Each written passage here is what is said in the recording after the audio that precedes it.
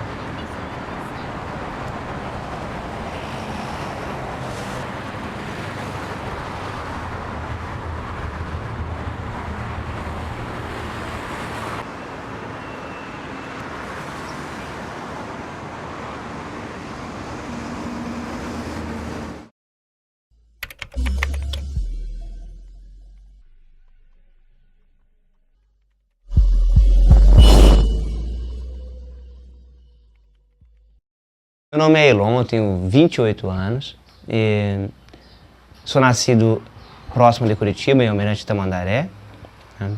Vim com 3 anos para Curitiba e comecei morando na Vila São Domingos, aqui no Cajuru.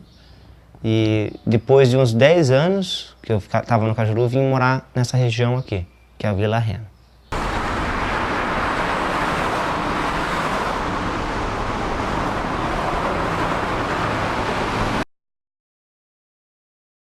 Meu nome é Karen, tenho 20 anos, 5 irmãos, moro nessa casa com eles, a minha mãe e o meu pai. Nasci em Colombo, na verdade em Campina Grande do Sul, que é aqui do lado, mas porque era o único hospital para minha mãe ter bebê. A vida inteira aqui em Colombo, faço medicina na PUC, pelo ProUni, estou no 7º período agora, 4º ano.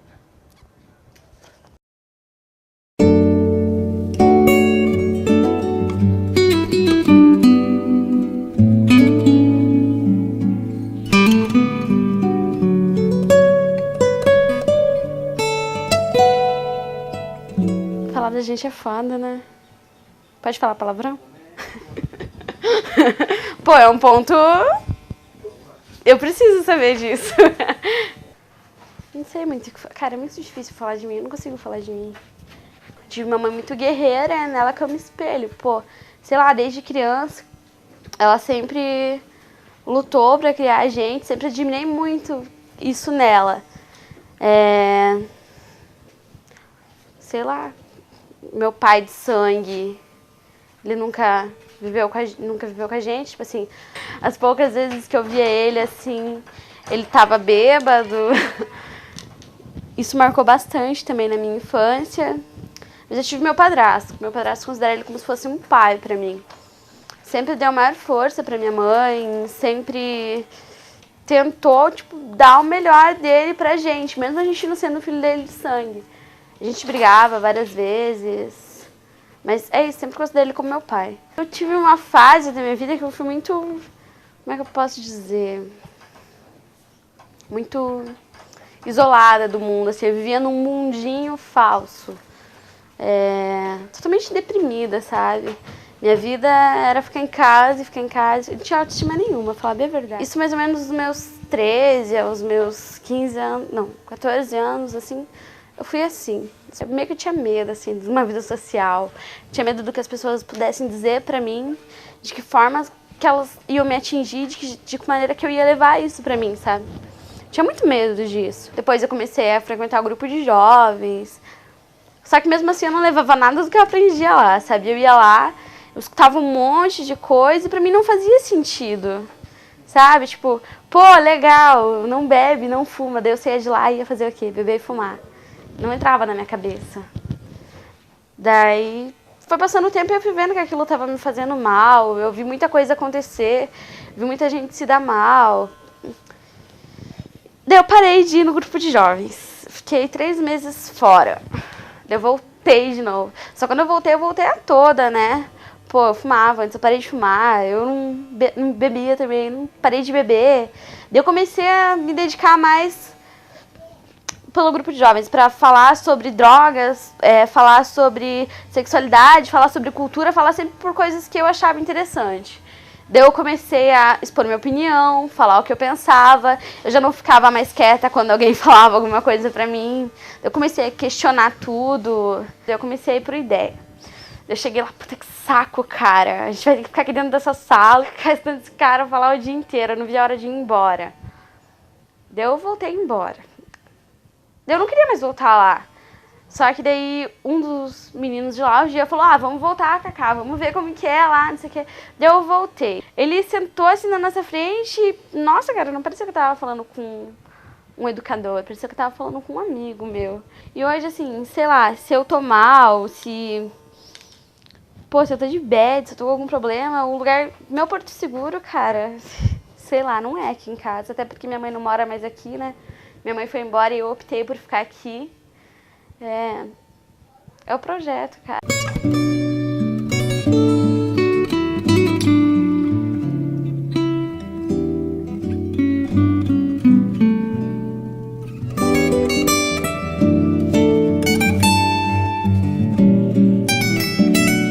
No colégio eu sempre estava interagida de algumas atividades, assim, então eu era monitora do laboratório de ciências, então eu dava uma ajuda lá, conversava mais com a galera.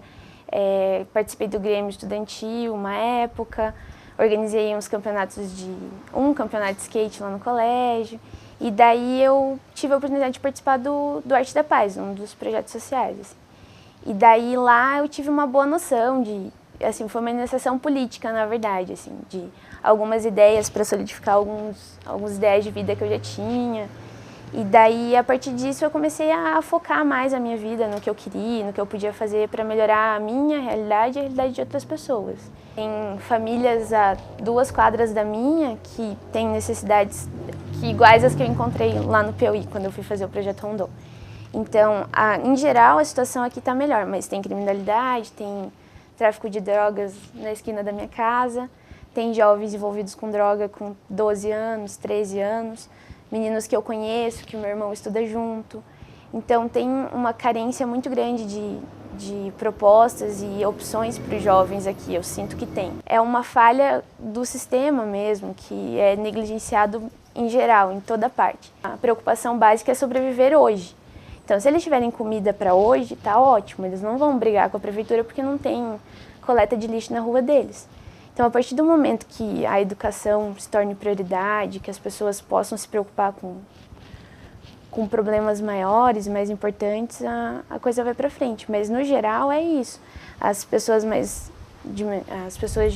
das classes mais baixas da população são negligenciadas, em parte porque elas não sabem que elas estão sendo. Porque, a partir do momento que elas têm noção de que elas podem cobrar e têm o dever de fazer isso, aí a coisa melhora. Os projetos sociais dos quais eu participei, assim, que tiveram uma abrangência de cidadania, eu lembro que a gente tinha aula de cidadania, então orientação contra quais são os nossos direitos, deveres que a gente deve cobrar.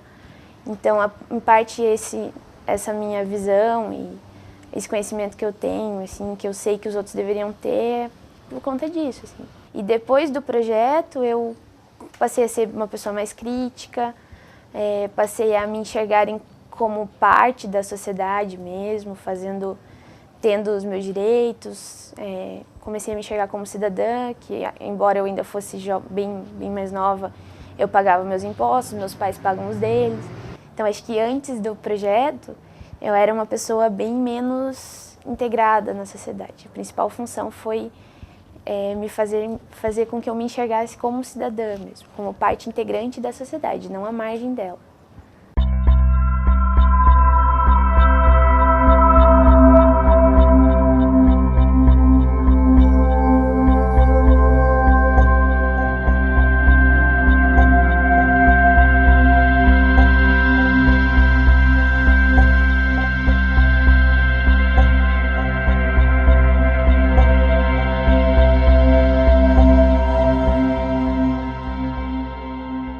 Nosso modelo ocidental de cultura, a nossa ideia de indivíduo, de família, né, de respeito, de consumo, por vezes a ideia de consumo como sinônimo de cidadania, né? E a sociedade ela vai criando modelos de exclusão. E esses projetos sociais, por exemplo, é que possibilitam que esses jovens possam encontrar um lugar de dialogar sobre as suas experiências, sobre as suas vivências, sobre as suas frustrações.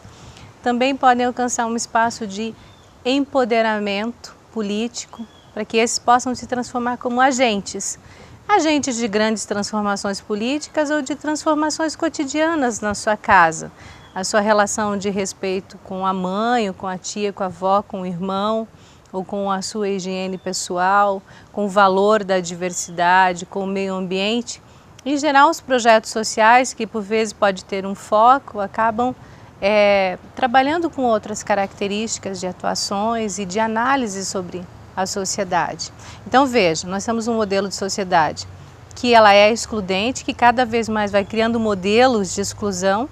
Esses jovens por vezes não se sentem aceitos, não têm uma identidade afirmada, né? Nós estamos falando de autoestima, nós estamos falando também de vontade de vencer, de expectativa de futuro, que por vezes esses se sentem perdidos, e esses espaços de projetos sociais podem ser espaços privilegiados de muitas vezes se transformar numa espécie de ruptura. Possibilita uma mudança mesmo na sua compreensão de mundo, de vida, né?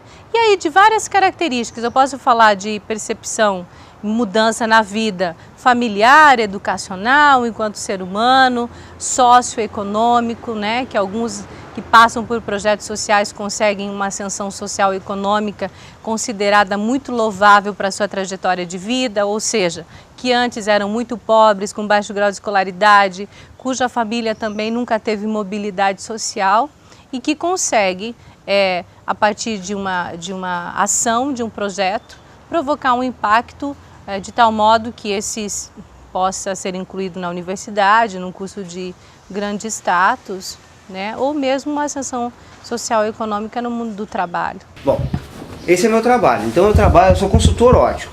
Eu trabalhava, como você sabe, né, como gerente de vendas, e agora eu vendo diretamente, né? Eu sou gerente de mim mesmo agora, certo? Aqui eu tenho algumas armações, são peças maravilhosas para atender todos os gostos e todos os bolsos, né? Peças lindas, de qualidade, com excelente formas de negociação aí para você. Trabalho com as melhores lentes do mercado, Varilux, Royal Lux, tem de melhor. Aí você pode ficar elegante usando um óculos vazado, bonito, moderno. Ou quem sabe, para uma pessoa um pouco mais ousada, né? Quer usar um óculos vermelho? Não, mas esses daqui não, porque esses daqui são todos femininos, né? Então toda essa mala aqui é para atender as mulheres mais bonitas de Curitiba. Então elas podem ser todas minhas clientes. Então certamente você quer um excelente negócio? Pode falar comigo.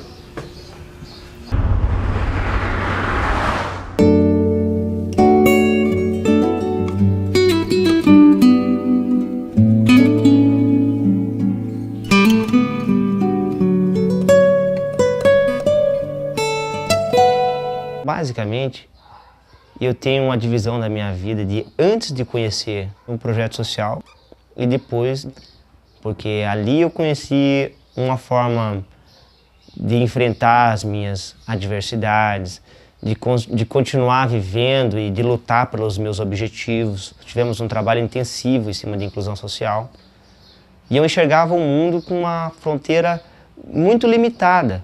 Eu enxergava assim só os limites geográficos da própria vila, eu não enxergava um mundo além disso, né?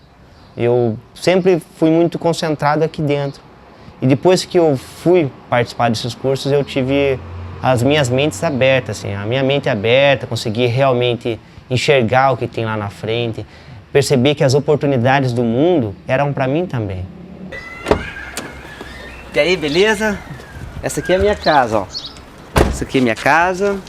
Vamos chegar aqui, entra aí pra conhecer. Vem pra cá, passa pelo barro aqui, suja o pé. Aí faz um monte de marca aqui na calçada, minha esposa fica louca. Tá, aqui a área, esse espaço aqui é todo que eu uso, minha amostra aqui, minha baguncinha aí fora. Aqui é a sala pequena, mas aconchegante, gosto daqui, né?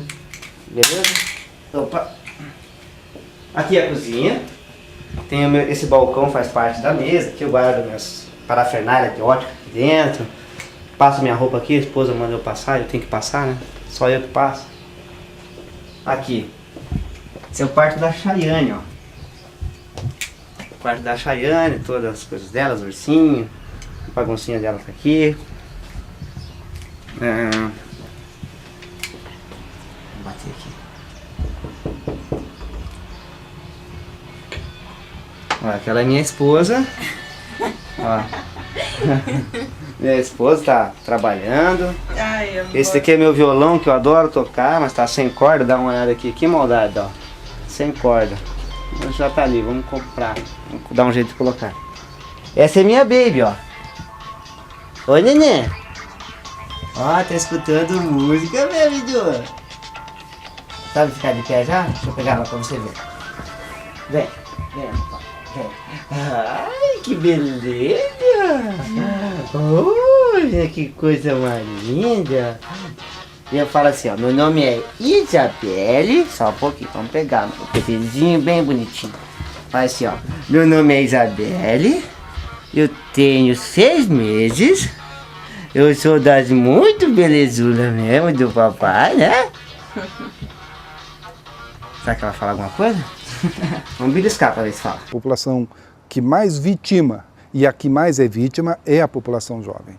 A população masculina jovem é aquela que mais se confronta, é aquela que vai passar por essas dificuldades, é ela que está enfrentando dificuldades está enfrentando dificuldades para o primeiro emprego, está enfrentando dificuldades pela sua evasão escolar, pela falta de estrutura. Nós temos um grande afunilamento, né? Você tem uma educação obrigatória, todo mundo é matriculado compulsoriamente aos 7 anos. Porém, ao concluir o ensino médio, 2/3 desses jovens já abandonaram a escola. Para chegar até a universidade, há pouco tempo nós tínhamos um funil que apenas 2% daqueles matriculados no primeiro ano, né, no primeiro ano do ensino fundamental, apenas 2% chegava ao ensino superior. Então todas essas condições geravam fatores que contribuíam para a violência, não que isso fosse determinante. Porque nós temos muitos jovens que não tiveram a escolaridade suficiente, que tiveram dificuldades, mas conseguiram vencer na vida, se tornaram pessoas de bem, passam a ter uma família estável. Família hoje já pode ser entendida como um conjunto de pessoas que compartilha o mesmo espaço num determinado tempo por relações de afeto, não mais por relações biológicas, né? Então, você precisa de afeto, você precisa de um indivíduo referência, um adulto referência, que melhor seria se fosse o pai e a mãe, porque você alia a questão do afeto à questão biológica, o compromisso, né, com a prole, que é muito comum nos animais, nos animais irracionais, né? Mas se não pode ser esse, quem é esse elemento, esse indivíduo de afeto? E o educador, as lideranças, vamos falar em lideranças, né? Não líderes, porque os líderes muitas vezes eles são montados, as lideranças, aquelas que se fazem, que se constroem, né, naturalmente porque tem algo a compartilhar. As lideranças, elas estão muito fortes na figura do professor, né? Desse educador social, do padre, pastor, do médico, né? Do policial, ou seja, daquele elemento referência que te olha, que te identifica como alguém, que te dá responsabilidade, que te dá e que precisa desse outro para existir. Eu não posso ser mãe se eu não tenho filho, né? A só gestação não me garante ser mãe. Para eu exercer a minha maternidade, eu preciso do meu complementar, que é ter um filho. Para eu ser professor, eu tenho que ter um aluno, alguém que se coloque na posição de aprender. O educador social é a mesma coisa, ele se realiza na relação, no vínculo com o outro. Então ele olha esse outro, o professor olha esse outro como um sujeito com o qual eu aprendo, com o qual eu interajo. Por isso os vínculos se fazem. Há um compromisso, uma cumplicidade ali de credibilidade nessa relação. E o que muitas vezes não acontece em casa. A organização da sociedade, ela vê os sujeitos que têm poder, então são confiáveis, e os que não têm poder, de um modo geral, a visão do poder está na questão aquisitiva. Não se pensa nas características, nos potenciais, né? Então, olha um menino que é de comunidade, de bairro, que não está de acordo com a moda, o que se olha ali, estou diante primeiro de um marginal, né? Então não se consegue enxergar o que existe de essência no humano. Porque a gente vive num modelo de sociedade capitalista, né, da ideia do ter. Então, se a vertente do projeto também, do ponto de vista filosófico, despertar esse seu beneficiado também para uma apreensão desta realidade, para além de eventualmente capacitá-lo para o mercado de trabalho ou de garantir a sua permanência na escola formal, isso vai possibilitando sim que esse seja um jovem com mais compreensão da realidade em que ele possa opinar. Eu digo, a marca eu não quero, eu quero o produto, mas ao mesmo tempo saber lidar com situações onde ele entende que a sua identidade, sobretudo a identidade do grupo, pode estar sim ligado a estes signos do capitalismo, do ter, né? De contrapor e dizer, não, eu estou no grupo, estou com vocês, mas eu tenho essa outra percepção de realidade. Muitos projetos sociais vão depender, obviamente, da metodologia trabalhada, né? A apreensão da realidade, do perfil do beneficiado, à medida em que esse também vai participando do processo de construção deste projeto, da visão do projeto, e por vezes as organizações, à medida que vão executando vários projetos, vão construindo metodologias que podem ser mais eficazes também na transformação da realidade social, política, cultural, pedagógica e psicológica desses educandos, né, desses beneficiados, quando estes também têm uma melhor apreensão da realidade que esses jovens vivem. Não dá para dizer todo projeto social salva, né? Então, mas que ele pode sim provocar impactos positivos importantes na mudança de mentalidade daquele jovem ou daquele grupo de jovens que se beneficia, que pode estar provocando impactos sociais na sua casa, na sua família, no trabalho, na sociedade como um todo. Monteiro Lobato dizia, né, os livros não mudam o mundo, os livros mudam os homens. E os homens mudam o mundo. Eu sou a primeira pessoa da minha família mesmo que terminou o ensino médio e conseguiu entrar na faculdade. Então, a minha mãe mesmo estudou até a 4ª série, os irmãos dela também não foram muito diferentes, e o meu pai também estudou até o 8º. Então, eles sempre tiveram uma responsabilidade muito grande e deram muita importância para a nossa educação, assim. Então, a gente sempre foi cobrado para dar o melhor de si na escola, para não deixar outras coisas atrapalharem. Então, a gente sempre foi ensinado que o nosso papel era o de estudar e a gente devia dar o melhor da gente. Então, acredito que por conta disso que eu consegui chegar onde eu estou, que eu consegui priorizar tanto a educação. E é assim que tá seguindo, que eu sou a mais velha, né?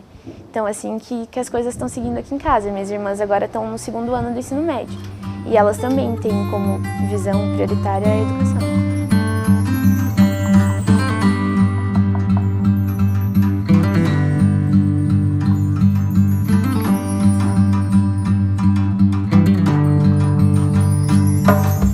Sei lá, não sei, eu acho que faltam mais pessoas, mais educadores que nem os que eu tive na minha caminhada, assim, os que eu tive no meio do caminho, por onde eu andei, sabe, por onde eu passei. Pessoas que sentassem e conversassem contigo, não só para falar sobre DST, não só para falar sobre drogas, não só para falar sobre tabagismo, não só para falar sobre esses assuntos, mas chegar e falar, como é que foi teu final de semana, o que tu fez, tu curtiu, sabe? Acho que tem que mostrar mais isso pro adolescente, porque a gente não sabe, cara. Pô, eu não sabia que tinha alguém que ia sentar e me ouvir, sabe? Não sabia que ia ter alguém ali que ia ter capacidade de me entender, mesmo eu não falando nada. Eu acho que é mais isso que falta. Eu acho que não é capacitação para adolescente que falta, não é capacitação para gente. É capacitação para educadores, para professores falarem com a gente. Eu acho que é isso que falta.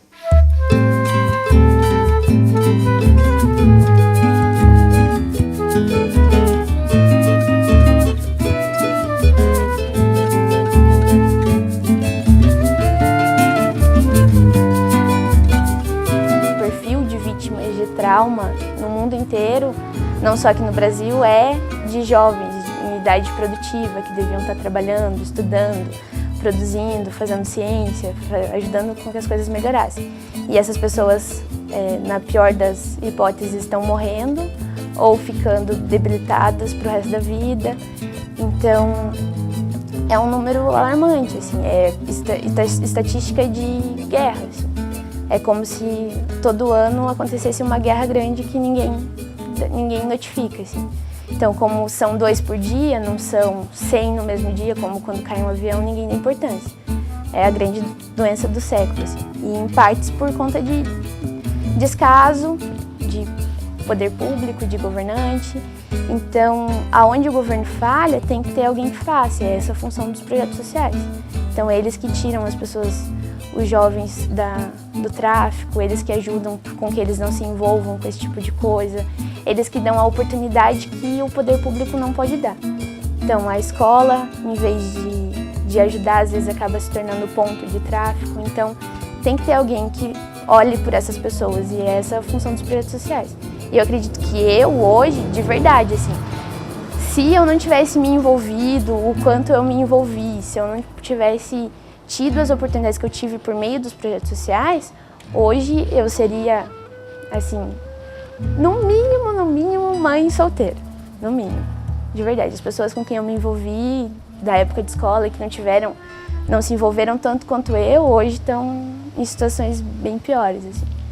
Alguns presos, outros não estão mais entre nós. Então, eu acredito que muito do que eu sou hoje, se não tudo, foi graças às mudanças que os projetos sociais trouxeram na minha vida.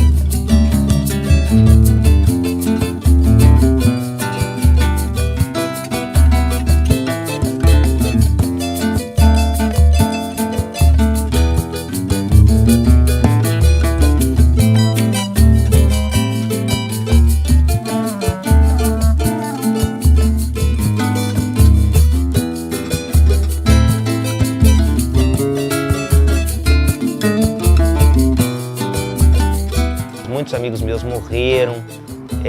Essas coisas é muito comum na periferia, né? E acabamos convivendo com a morte como se fosse uma coisa banal. Eu não consigo contar exatamente, mas eu acredito que uns 20, 25 amigos, assim, ao longo da minha vida. E você vê uma pessoa que morre, você já não tem mais aquela importância que as pessoas davam antigamente. Então é muito comum de ver diversos amigos que morreram.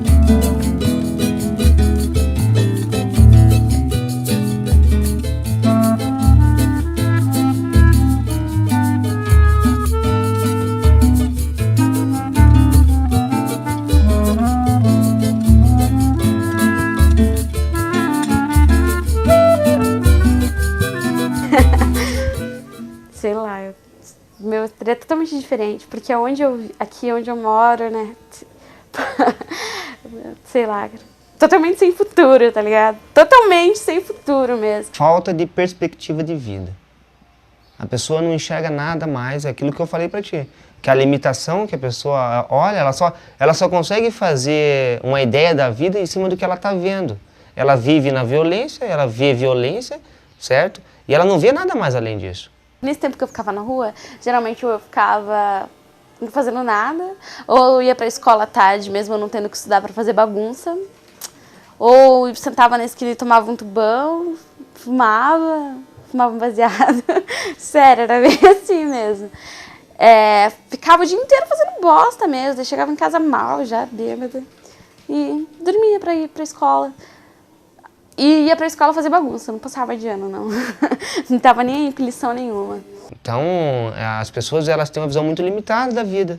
E essas coisas vão fazer com que o mundo dela seja exatamente assim. Vai para o colégio, vê briga, né, vê pessoas se pegando, vê se estapeando, e ela vai crescendo. E ela vai crescendo essa violência também dentro delas. E ela vai começar a se envolver com drogas e vai começar a ter que prestar conta da sua vida para traficantes. Enfim, é essa a nossa realidade. E em volta de casa, hoje mesmo, assim, hoje nós temos a nossa vida. É muito individual dentro de casa, mas lá fora está a violência. Lá fora está a violência. Imagino que tenho condição de cuidar da minha filha, né? Cuidar da minha enteada, que é a Chayane, a Isabelle, e de conviver, ensinar elas a viver nesse mundo de violência sem se envolver com essa violência. No entanto, a realidade das pessoas lá fora pode ser nascer e não completar 30 anos. E isso é o que está acontecendo ali do lado de fora do meu portão. Eu estava naquela época de rebeldia, não, sistêmica. E daí eu me envolvi com umas pessoas bem... que hoje, assim, tem um que se envolveu com roubo de carga de caminhão, quadrilha, assim, tá preso. E até onde eu sei, ele tá paraplégico. Um dos menininhos de quem eu era apaixonada, assim, foi assassinado ano passado por tráfico de drogas. Então, sério, no mínimo, se eu não tivesse tomado assim, não, opa, tem opções. No mínimo, eu era mãe solteira hoje, de verdade. Depois que a gente começa a perceber, né, a gente começa a prestar atenção que aquilo tá te acabando, que aquilo tá destruindo contigo, que tu tá, sei lá, tu tá meio que caindo, né, tu tá acabando com a tua vida pouco a pouco com aquilo.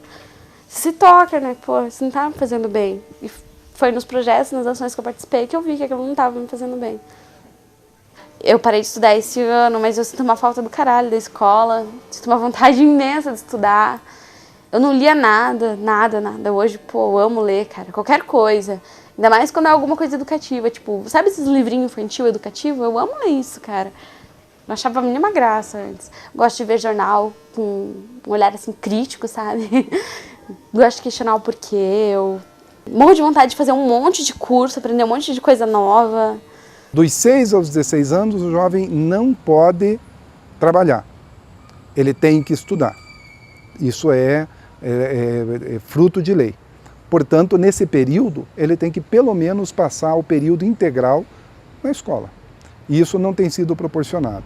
Se não fossem os movimentos sociais, se não fossem os programas alternativos, música, de dança, de teatro, onde eles estão vendo o valor da cultura, estão voltando a sentir o valor da humanidade, eles poderão ter uma vida saudável, uma vida onde eles sejam úteis e onde a sociedade lhes seja úteis. Então esses jovens poderão trabalhar, vão poder produzir e é claro, eles vão errar, mas eles vão acertar também.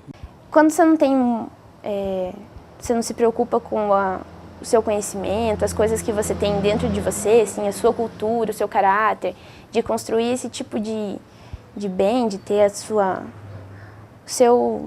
riqueza intelectual mesmo. Se você não tem a ideia de que isso é importante também, você acaba ficando só com a ideia do bem material.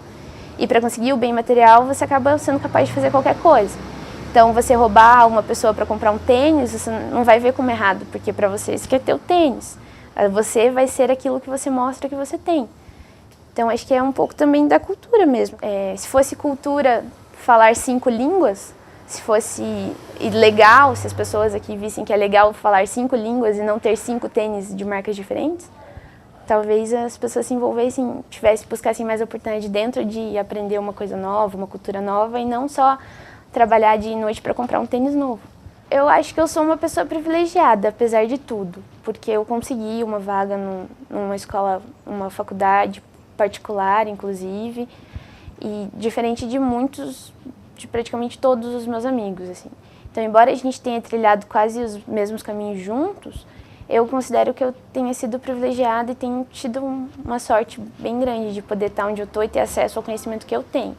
Então, dentro do possível, eu procuro passar para eles, assim. Então, os colegas que eu ainda tenho contato, a gente está sempre conversando do que eles podem fazer, de quais caminhos eles podem tomar para melhorar a situação deles atual, assim.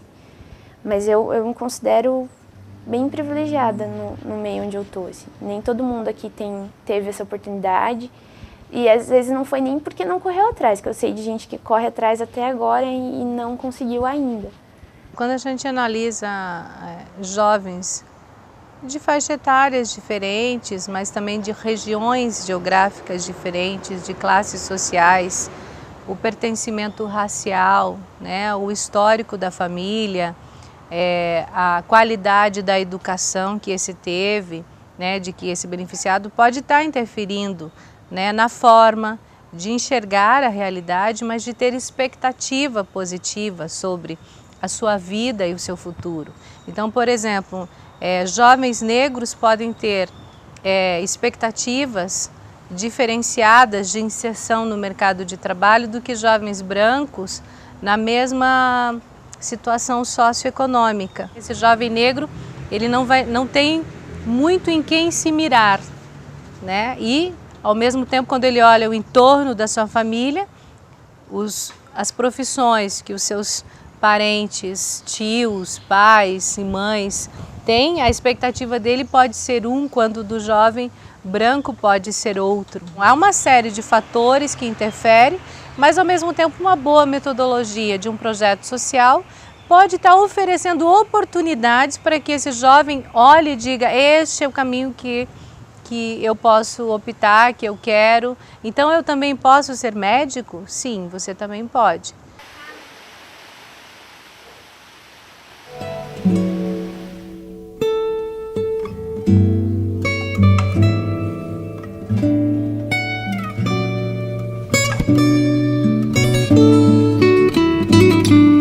Essa é a primeira foto que eu tenho, acho que tem 3 dias, assim.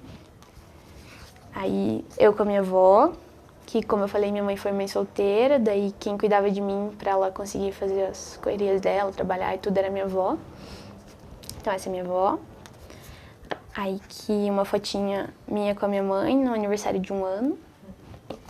Essa aqui é minha mãe e o meu padrasto, com quem ela casou quando eu tinha uns 6 anos, mais ou menos. Daí, depois que eles casaram, daí ela teve a Karine e a Caroline, que são minhas irmãzinhas gêmeas, que hoje elas têm 15 anos. Aí o Júnior, o Wagner Júnior, que tem 12, e o caçula, que é o Leonardo, que tem 12, tem 8. Em 95, nós tivemos uma primeira experiência num seminário sobre o problema da família. Veja que, passados 15 anos, a família, aquelas famílias que eram desestruturadas na década de 90, são geradoras da família hoje.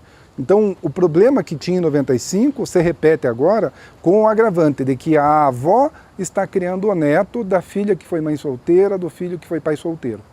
Então, as avós estão assumindo famílias monoparentais. Nós temos aí grandes dificuldades na área de educação, formação, na geração de emprego e também na própria polícia. A polícia, hoje nós temos ótimas experiências, mas a polícia no Brasil está muito heterogênea. Nós temos polícias que nos últimos 10 anos reduziram o número de mortes, reduziram o número de confrontos, que conseguiram estabilizar a criminalidade violenta. E existem polícias que não conseguiram isso.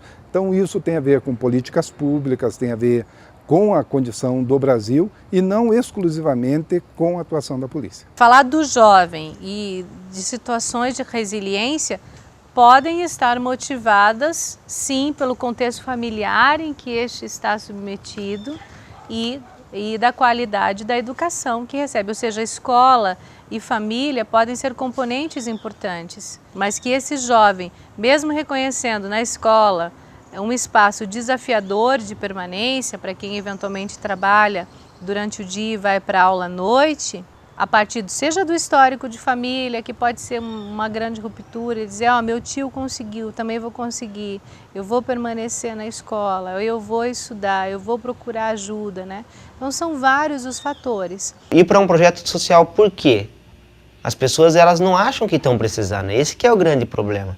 Quando a gente começa a trabalhar em projetos sociais, onde o foco não é esse, mas o foco é resgatar o indivíduo. Então você olha, é o José que está ali, é o Antônio que está ali, é um indivíduo com nome, que tem uma origem, que tem um significado e que tem um potencial, e onde a gente procura resgatar deles sonho, descobrir qual é o teu sonho. Meu sonho. Putz, cara, eu tenho tanta coisa assim que eu gostaria de fazer, sabe? Eu não vou dizer que são sonhos, eu tenho objetivos. Agora, o meu principal objetivo, assim, agora que eu tô terminando o ano, por exemplo, pro ano que vem, eu pretendo voltar a estudar, quero terminar a escola, eu quero fazer pedagogia. Eu quero fazer pedagogia porque quando eu for mais velha, eu poder falar com o adolescente, mas não de uma forma chata, sabe? Chegar e falar, pô, eu sei o que você tá passando. Quando eu era mais nova, eu fazia exatamente as mesmas coisas, sabe? Quero poder ajudar alguém, eu quero fazer um monte de trabalho comunitário, eu quero conhecer um monte de gente nova. Tipo, eu queria ser, tipo, Mulher Maravilha, assim. Eu sei que isso é impossível, sabe? É meio loucura, acho que é uma fase da adolescência isso, talvez. Eu queria, exatamente, tipo, parecer Mulher Maravilha. Eu queria sair pelo mundo ajudando todo mundo. E no final, alguém olhar pra você, que nem seja uma pessoa, olhar pra você e falar, pô, que massa o trampo que você fez. E você ser aplaudido, você ser reconhecido, sabe? De você poder olhar assim e falar, pô, alguém se ligou que eu fiz alguma coisa ali. Pra aquela pessoa, eu fiz a diferença, entendeu? Depois de tudo que eu passei, dos projetos do quais eu participei e das ideias que eu aprendi, eu senti que eu precisava fazer alguma coisa que, além de tudo, me ajudasse a transformar, a ser um agente transformador dentro da sociedade. Então, assim, muito pesou do que eu queria e, assim, da minha vocação mesmo e da necessidade que eu sentia de me sentir útil e fazer o melhor para a sociedade, assim, fazer com que alguma pessoa, no final da minha vida, assim, sentir que pelo menos a vida de uma pessoa eu ajudei a melhorar, assim, sabe? Então ele não vai sair da mesma forma que ele entrou. Não tem como a pessoa aprender uma forma de lutar, de conquistar a vida, certo? E voltar. Pode acontecer, mas a pessoa vai ter que ser rebelde contra os princípios que ela está aprendendo. Então, os projetos sociais, eu acho que eles fazem isso, sabe? Incluem o cidadão na sociedade e, a partir daí, ele vai ter que caminhar.